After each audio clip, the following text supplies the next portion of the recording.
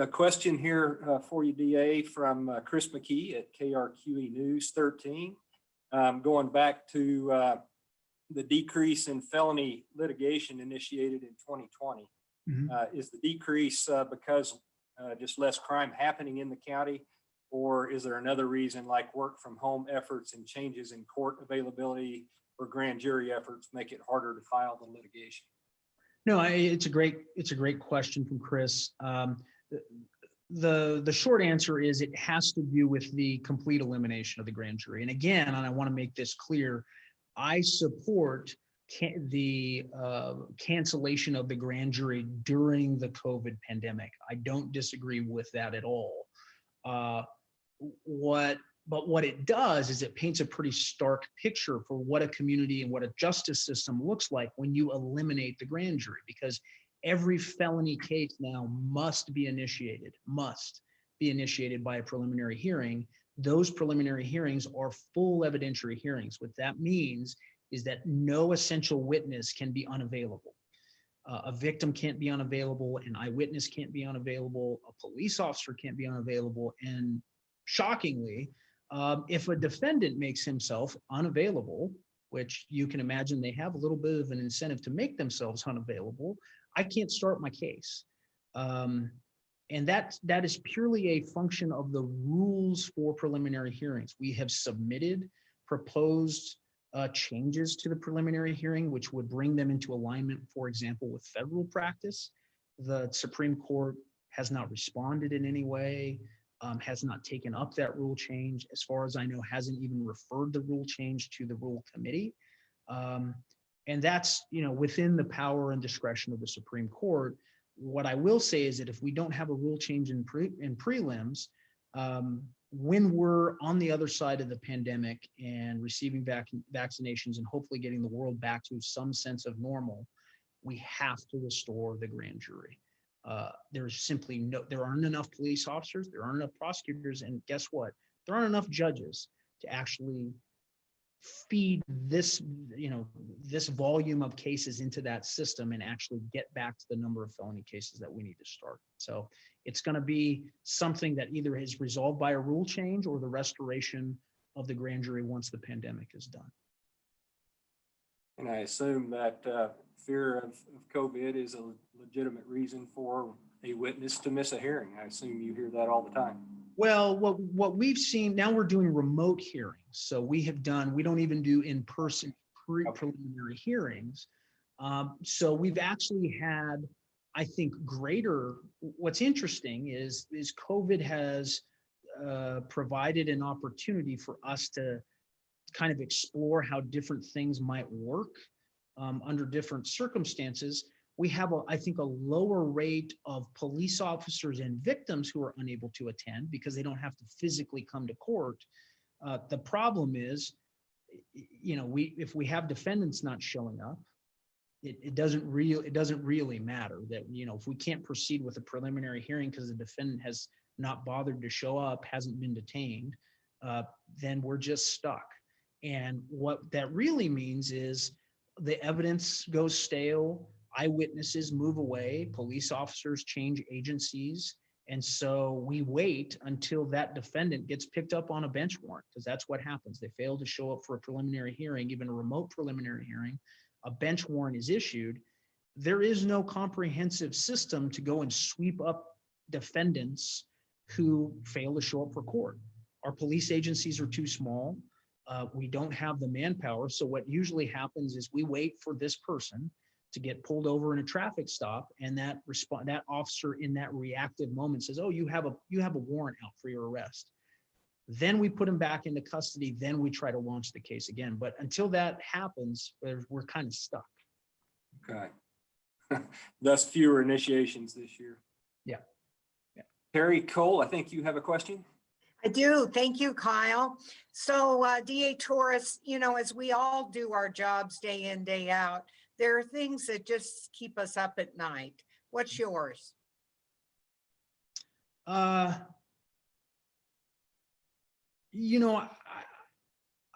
would say that it used to be the rules on detention, but I don't have much control over that. But what really keeps me up at night is what you heard from that young woman, and what she endured in a pretrial witness interview. It's not right. It's not right to do that to children, and it's not right to do that to victims.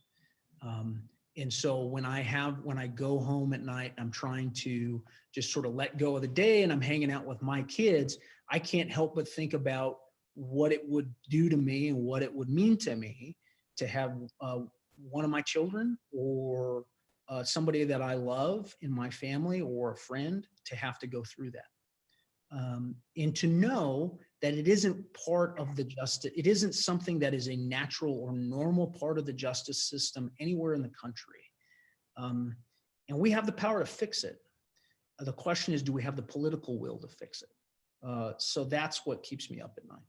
And it's also why this is the kind of job that wears you out. And I'm reminded of that when I look at the pictures that I think the chamber put up of my first couple years in office, and I had a lot less gray in my beard and a lot less gray on top. But it's also what motivates me to do the job. Well, you look distinguished. Well, let me follow up with that regarding detention. I mean, why is it that our state judiciary and our legislature are more conservative regarding detention than other states? I mean, it seems like an obvious fix for us. I mean, we continue to lead the country or be near the top of the country with our crime rates, and that, to me, seems and feels like a fairly obvious fix. Yeah, I mean, there was a long process. There was a committee that was formed on it. There was data that was shown from an independent report. I think a lot of that data was frankly flawed data, in part because we were looking at, well, there wasn't a high recidivism rate of the individuals who were released, and what that does is what they're actually looking at is, were they arrested for something? Not whether they committed a new crime, but whether they were arrested for something. And I think if you understand the really low clearance rates for aggravated assault and aggravated burglary, you start to understand that, well, we're actually not catching most of these folks. But what is surprising to me is states like California, which, they're traditionally viewed as pretty liberal or progressive states. Even California has presumptions for when you use a firearm, we're going to keep you in jail. Or if you've already committed another felony and you commit another one, we're going to keep you in jail. And we're not going to, New Mexico in the judiciary has made a decision not to do that. I continue to be surprised by the fact that the legislature doesn't want to take it up, but that is what it is. And so my focus is on victim legislation and on protecting those kids and protecting those adult, mostly sexual assault survivors, from having to relive their trauma. There are lots of things that we need to fix in the system, and I think that's a pretty it's hard to watch that young woman's account and not think about your own friends and family and wonder why we are doing that to New Mexico's children. Absolutely. Absolutely. Another question from Nancy Laughlin at KOAT. Can you talk more about the number of homicides this year? Yeah, so and I'm going off of the recent reports that I saw. I know it's a constant, unfortunately, an ever-changing number as each day goes by, but we are more or less on track with last year. I think we are just below the pace that was set last year. I think there was a hope, frankly, that when one of the silver linings in the COVID pandemic would be that we would see this reduction in violent crime. Not only here, but across the country. And that just hasn't been borne out by the data. And there really is only one way to get through this, and that is to get law enforcement and police and prosecutors and the courts focus like a laser on those small groups of individuals who are overwhelmingly responsible for prevented, violent crime. And there are a number of straightforward things that we can do to address that situation, from resource investments to new technologies, new strategies, and new rules. But you need collective action, and you don't have that kind of collective action just yet from the stakeholders and leaders in the community. Okay. Let's see. Question from Bruce Stidworthy, kind of following up on the bill that you're going to propose to protect childhood victims. Does that bill have a sponsor yet? And what is the rationale for those who might oppose this legislation? Well, I will take the second part first, and that is simply to say I can't tell you what the rationale would be for most folks to see it. I can tell you that the criminal defense attorneys in this state conflate this process and say, well, you will often hear people say, well, we have a right to confront witnesses. And that is absolutely true. But in every other, or not every other state, I think 47 out of 50 states, that right to confront a witness occurs at trial. It doesn't occur outside of the presence of a jury or a judge. And you got to remember too, that by the time they're doing these witness interviews, one of these children is usually disclosed to a friend, a parent, a teacher, and a law enforcement officer. So those statements that have been given to those other individuals, those are already been given over to defense attorneys. So they have ample information for which to prepare for cross-examination. So we'll see. I am working with a number of members of the legislature to see who is the best and most appropriate sponsor in both the House and the Senate. But that's still sort of a work in progress. I think we'll have more to say about that probably next week. Okay. Regarding property crime, it is trending in the right direction. It's trended down fairly steadily since 2017, which is good news. But what do you attribute that to?